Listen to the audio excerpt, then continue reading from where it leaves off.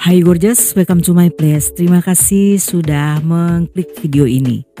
Ketika seorang gadis cantik dengan masa depan cerah bertemu seorang pria tampanan menggoda, dengan cepat kehidupannya yang terasa membosankan seketika berubah menjadi penuh warna merah jambu.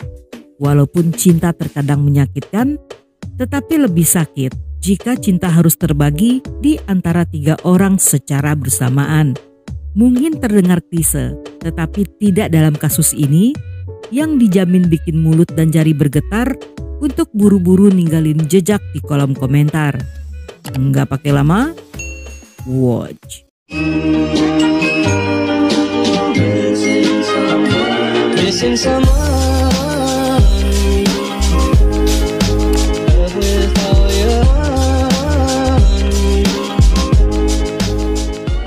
Michelle dan kedua orang tuanya Mario dan Patricia merupakan keluarga Itali yang tinggal di Toledo, Ohio, Amerika.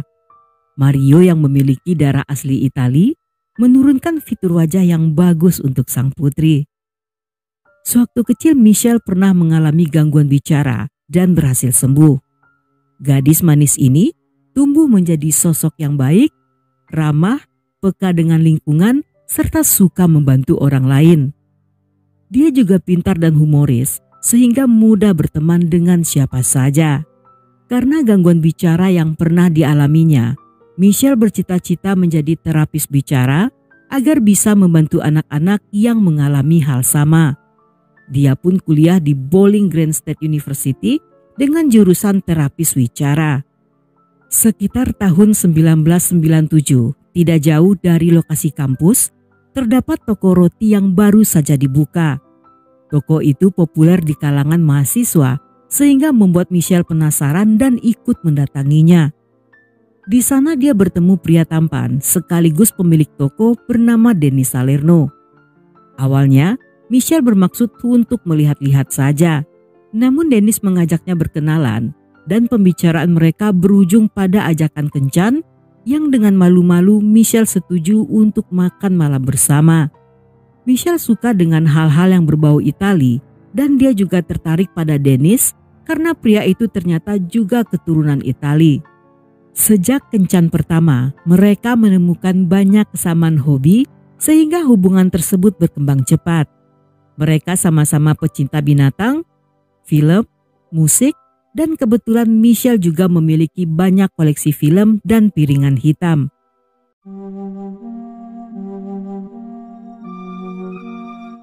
Semakin hari hubungan keduanya semakin lengket, dan setelah kencan selama 3 minggu, tiba-tiba Patricia mendapat kabar dari temannya jika putrinya telah menikah. Patricia tentunya membantah berita itu karena sepengetahuannya Michelle tidak punya pacar. Tetapi temannya meminta Patricia untuk melihat di koran lokal karena berita tersebut muncul di sana dan semua perkataan temannya adalah benar. Di sana terpampang foto Michelle dan seorang pria. Keduanya tampak tersenyum manis dan sangat bahagia. Pada awalnya Patricia sulit mempercayai hal tersebut karena Michelle bukanlah orang yang suka merahasiakan sesuatu. Dia bukan gadis impulsif yang akan memutuskan sesuatu sesuka hatinya secara mendadak. Tidak hanya Patricia yang merasa aneh dengan pernikahan itu. Teman-teman Michelle juga tidak percaya jika semuanya terjadi begitu cepat. Menurut mereka, hal ini tidak tampak seperti Michelle yang biasanya. Namun karena telah terlanjur, Patricia tidak bisa berbuat banyak selain mencoba untuk berkenalan dengan sang menantu. Mereka pun mengundang pasangan pengantin baru itu untuk makan malam bersama. Sepanjang pertemuan, kesan pertama pada Dennis, pria itu terlalu banyak membicarakan tentang diri sendiri. Dia menguasai seluruh pembicaraan dan tak henti-hentinya membuat agar semua perhatian tertuju pada dirinya. Sedangkan Michelle sendiri tampak tidak masalah dengan hal itu dan dia berkali-kali tersenyum manis sambil sesekali mengusap lengan Dennis. Ketika memiliki waktu dan kesempatan berduaan, Patricia bertanya pada Michelle, sudah berapa lama mereka pacaran dan siapa yang memiliki ide untuk cepat-cepat menikah. Dan Patricia kaget ketika mendengar Dennis mengajak putrinya menikah setelah pacaran 3 minggu. Walaupun Patricia bisa melihat jika Michelle sedang kasmaran, tetapi seperti para ibu-ibu yang memiliki firasat secanggih sinyal antena NASA, Patricia bisa merasakan sesuatu yang mencurigakan dari Dennis. Dan keesokan harinya, dia menyewa seorang detektif swasta untuk mencari info tentang sang menantu. Hanya selang beberapa hari, Patricia menerima hasil penyidikan dalam bentuk kertas laporan sebanyak 8 halaman. Di sana terungkap masa lalu Dennis yang merupakan mantan narapidana. Patricia yang kaget merasa harus memberitahu putrinya. Dan ketika dia memberikan laporan tersebut, Michelle tampak sangat tercengang. Merasa dibohongi, Michelle yang kesal segera mengemas barang-barangnya dan ingin meninggalkan Dennis. Namun, pria itu mencegah sambil memohon dan menceritakan tentang kehidupannya selama di penjara. Dengan wajah memelas, dia mengaku telah mengalami masa lalu yang buruk.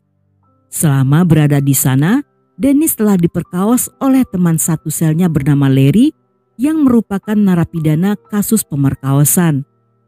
Dan itulah sebabnya dia tidak pernah menceritakan hal ini pada siapapun. Karena selain mengalami trauma, Dennis juga merasa malu dan takut jika Michelle meninggalkannya karena hal tersebut. Mendengar kisah sedih Dennis, Michelle yang kasihan serta bersimpati memutuskan untuk tidak meninggalkan suaminya.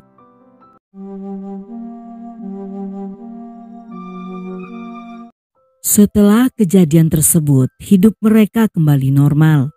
Seperti layaknya pengantin baru, keduanya bagaikan Romi dan Julie yang selalu bersama-sama. Terutama di malam hari, saat Tuyul dan teman-temannya sedang dinas dan berkeliaran mencuri uang tetangga, mereka akan melakukan olahraga ranjang bergoyang.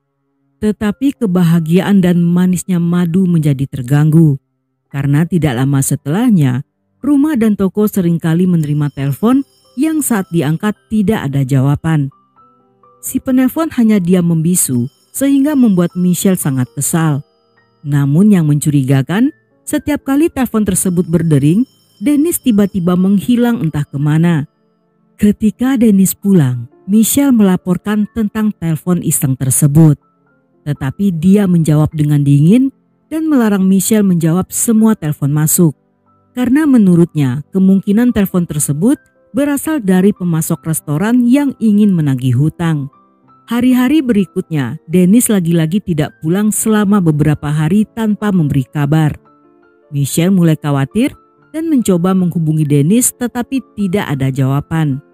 Pada masa-masa itu, telepon terus berdering hingga karena khawatir, Michelle kembali menjawab panggilan tersebut karena mengira bisa jadi Dennis lah yang menelponnya.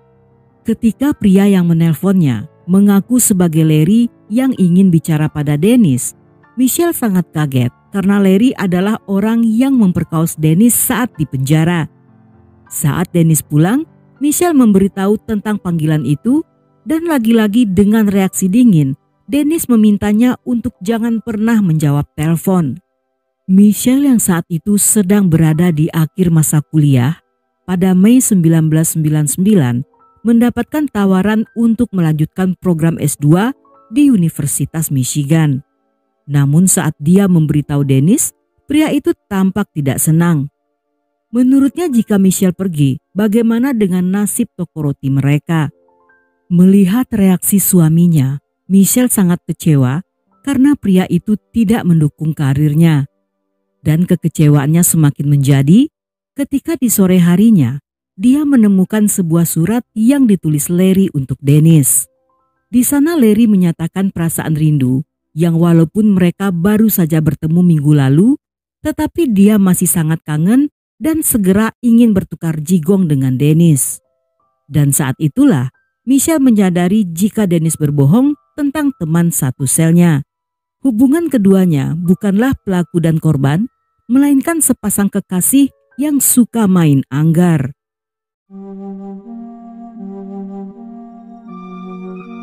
Sejak kecil Dennis dan ayahnya memiliki hubungan yang buruk, sehingga dia tidak pernah merasakan hidup dalam keluarga harmonis. Sepanjang masa kecilnya, Dennis tidak memiliki kenangan indah. Dan ketika beranjak remaja, Dennis pun mulai terlibat kejahatan kecil yang makin hari makin naik level. Seperti memalsukan cek dan menguangkannya, yang membuatnya dipenjara pada usia 20 tahun dengan hukuman selama 6 tahun penjara. Dalam masa-masa menjalani hukuman, dia mengikuti pelatihan sebagai juru masak. Dan untuk pertama kalinya, pria itu merasa nyaman dengan pekerjaannya. Saat di penjara, Larry dan Dennis yang tinggal dalam satu sel menjadi sangat dekat dan berpacaran. Kedekatan mereka membuat hari-hari terasa indah dan kamar sel bagaikan kamar di hotel bintang 6.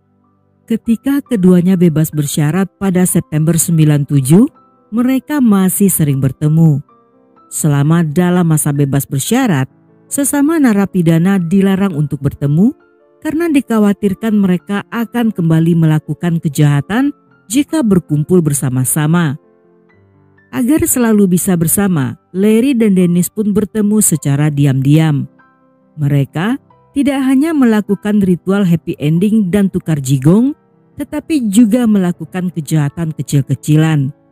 Setelah beberapa waktu, Dennis yang takut ketahuan dan kembali dikirim ke penjara, memutuskan untuk meninggalkan dunia kriminal dan memulai hidup baru.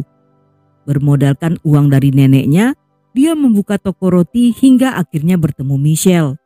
Namun dia tidak bisa lepas begitu saja dari kekasihnya Larry, si pria maco berhati Barbie.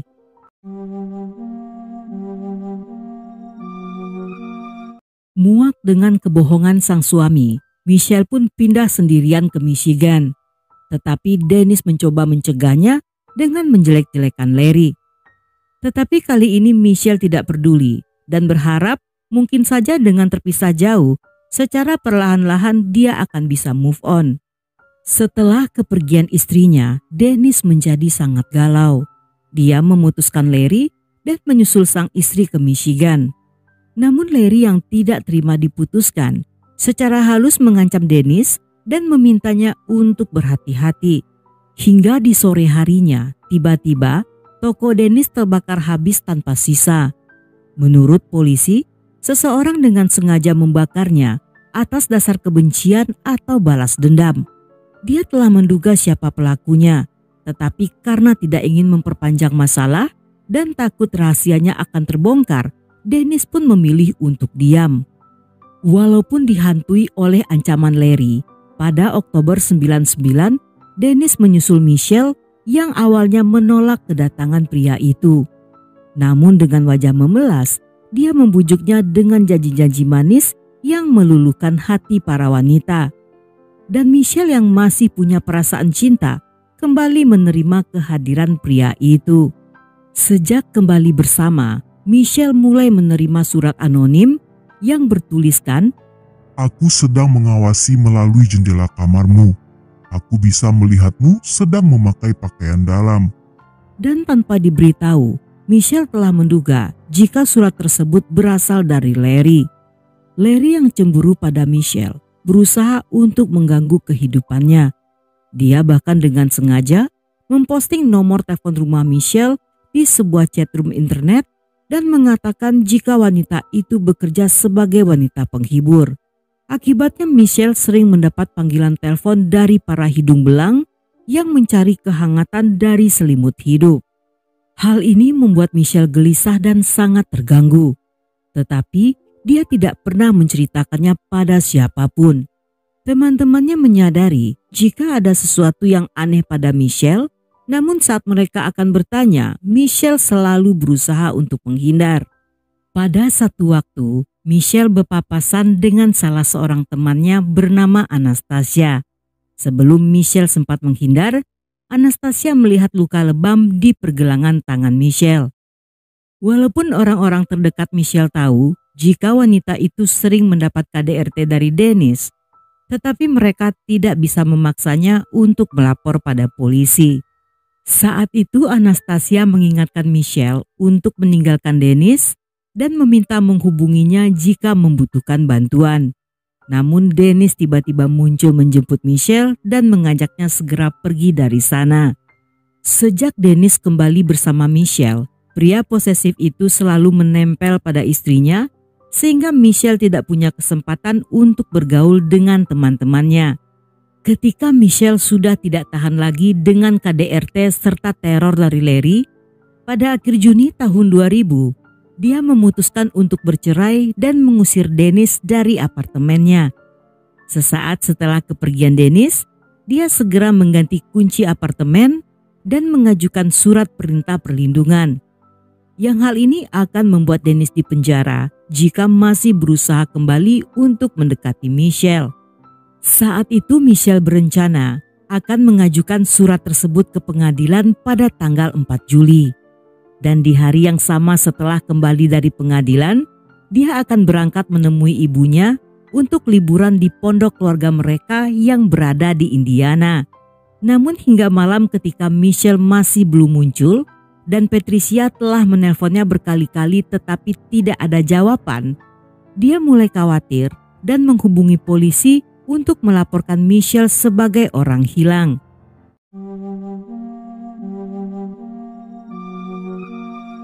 Penyidikan kasus ini ditangani oleh detektif Richard Torres yang segera mendatangi apartemen Michelle yang di sana dia menemukan adanya tanda-tanda pembobolan. Michelle tidak ditemukan, tetapi tas coklat yang selalu dibawanya masih berada di dalam apartemen. Berdasarkan keterangan dari Patricia tentang pernikahan putrinya yang kacau, sang detektif pun berusaha mencari Dennis yang diduga sebagai pelakunya. Namun pria itu sulit ditemukan karena setelah keluar dari rumah Michelle, dia hidup di jalanan sebagai tunawisma. Di saat bersamaan, keluarga dan teman-teman Michelle menyebarkan poster orang hilang dan berharap ada yang mengenalinya. Namun keesokan harinya, polisi menemukan mobil wanita itu terparkir di terminal bus Greyhound yang berada di daerah Toledo yang berjarak sekitar 193 km dari apartemennya di Michigan. Walaupun mobilnya telah ditemukan, tetapi Michelle tidak ada di kota itu. Hal ini semakin memperkuat kecurigaan polisi jika Dennislah yang membawa mobil tersebut dan meninggalkannya di sana. Seorang polisi yang mengenali wajahnya berhasil menangkap Dennis saat pria itu sedang berkeliaran di jalanan. Dia dibawa ke kantor polisi dengan tuduhan pencurian yang tidak terkait dengan kasus hilangnya Michelle. Dan detektif Torres memanfaatkan kesempatan ini untuk menginterogasinya, namun pria itu mengaku tidak tahu di mana keberadaan Michelle. Tidak lama setelahnya, sang detektif mendapatkan info dari kepolisian Ohio yang mengatakan jika Dennis memiliki sebuah gudang sewaan. Detektif pun menggeledahnya dan menemukan surat perintah perlindungan yang akan diajukan oleh Michelle ke pengadilan. Dia juga menyita gulungan film berisi foto-foto yang kemungkinan akan memberikan informasi penting. Namun sebelum detektif Torres menyerahkan roll film tersebut pada forensik, kepolisian Ohio menemukan jasad Larry yang berjarak 16 km dari lokasi mobil Michelle ditemukan. Pria berusia 50 tahun itu tewas akibat luka sajam di dalam bilik pancuran yang berada di sebuah halte perhentian truk. Awalnya detektif tidak menduga jika jasad tersebut saling berhubungan dengan kasus Michelle. Tetapi ketika memeriksa rekaman CCTV yang berada di sana, dalam rekaman tersebut memperlihatkan Larry dan Dennis memasuki halte pada jam 5.26 pagi. Dan 30 menit setelahnya, Dennis meninggalkan halte truk sendirian sambil membawa sebuah tas ransel. Ketika detektif Torres berhasil menemukan info jika Larry dan Dennis saling kenal, dia mulai curiga jika Larry ada kaitannya dengan hilangnya Michelle. Dia pun kembali menanyai Dennis yang awalnya pura-pura tidak mengenal Larry. Namun setelah diperlihatkan foto-foto TKP Larry, tiba-tiba Dennis menangis dan mengatakan jika sejak di penjara, Larry terobsesi padanya dan cemburu pada Michelle hingga menerornya. Menurutnya Larry lah yang telah membujuk Michelle datang ke Ohio dan menculik wanita itu. Setelahnya dia meminta Dennis datang ke TKP jika ingin menyelamatkan istrinya. Namun setibanya di sana, Larry mengaku telah membunuh Michelle agar tidak ada lagi yang menghalangi hubungan mereka. Dia juga menuduh Larry membawanya ke kamar mandi di halte itu untuk memperkaosnya, dan di saat itulah Dennis membunuh pria itu. Tetapi sayangnya, dia tidak tahu di mana Larry telah menyembunyikan jasad Michelle. Namun semua pengakuan Dennis terpatahkan ketika sang detektif menerima hasil cetak roll film yang diserahkan pada forensik. Dalam foto-foto tersebut memperlihatkan banyak foto romantis di antara Larry dan Dennis dengan berbagai pose, termasuk pose jeruk makan jeruk hingga pose kucing birahi, yang hal ini membuktikan bahwa hubungan mereka atas dasar suka sama suka. Dan bukti tersebut memberatkan Dennis yang terancam hukuman mati karena motifnya membunuh Larry tidak terbukti untuk membela diri.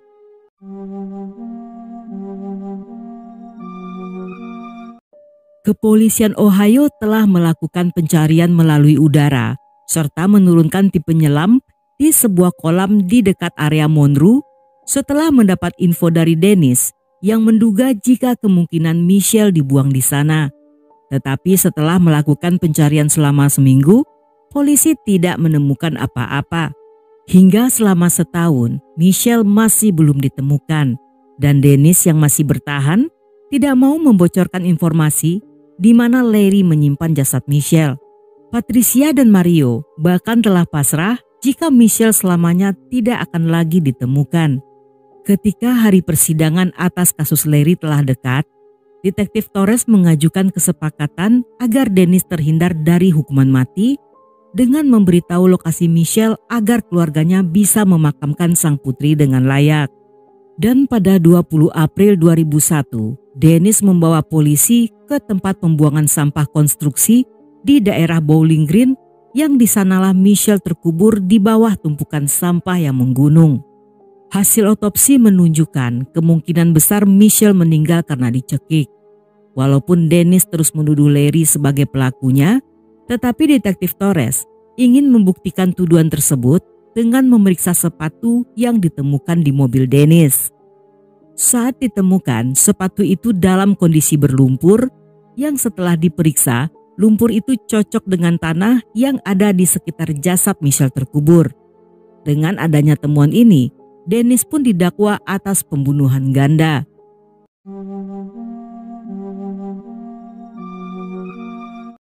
Yang terjadi sebenarnya pada tanggal 29 Juni ketika Michelle pulang ke apartemen, dia menemukan Dennis yang berhasil masuk dan telah berada di dalam. Dennis pun membunuh Michelle ketika mengetahui istrinya ingin bercerai dan sedang berencana mengajukan surat perintah penahanan. Selain itu, Michelle mengancam akan membuka hubungannya dengan Larry jika Dennis tidak mau pergi dari apartemennya. Agar tidak ada yang curiga bahwa mereka bermasalah dan dia terlibat, Dennis mengambil surat yang akan diserahkan Michelle ke pengadilan dan menyembunyikannya di gudang penyimpanan. Ketika Larry mengetahui perbuatan kekasihnya, Dennis pun memilih untuk membunuh Larry. Diduga Dennis menaiki bus dari Ohio ke Michigan dan setelahnya membawa mobil Michelle ke Ohio yang ditinggalkan di dekat terminal bus Greyhound. Tetapi saat itu, polisi masih belum bisa memastikan apakah Michelle dibunuh di rumahnya atau di tempat lain. Karena di apartemen Michelle tidak ditemukan bukti apapun dan hingga saat ini Dennis tidak mau menceritakan detail kasus tersebut. Menurut Detektif Torres, Dennis adalah monster yang tidak mau rahasia kotornya terungkap. Walaupun seandainya saat itu Michelle berhasil mendapatkan surat perintah perlindungan, dia sendiri tidak yakin jika Michelle akan tetap selamat karena Dennis akan melakukan segala cara untuk melenyapkan seseorang. Sedangkan seorang FBI profiler juga mengatakan jika Dennis berpotensi besar untuk menjadi serial killer. Ketika berada di tahanan pada Februari 2001, Dennis pernah mencoba melarikan diri dengan membuka panel akses kamar mandi. Tetapi usahanya berhasil digagalkan. Dan untuk kasus Michelle dan Larry, pada akhir tahun 2002, Dennis divonis hukuman penjara seumur hidup dengan kesempatan bebas bersyarat di tahun 2022.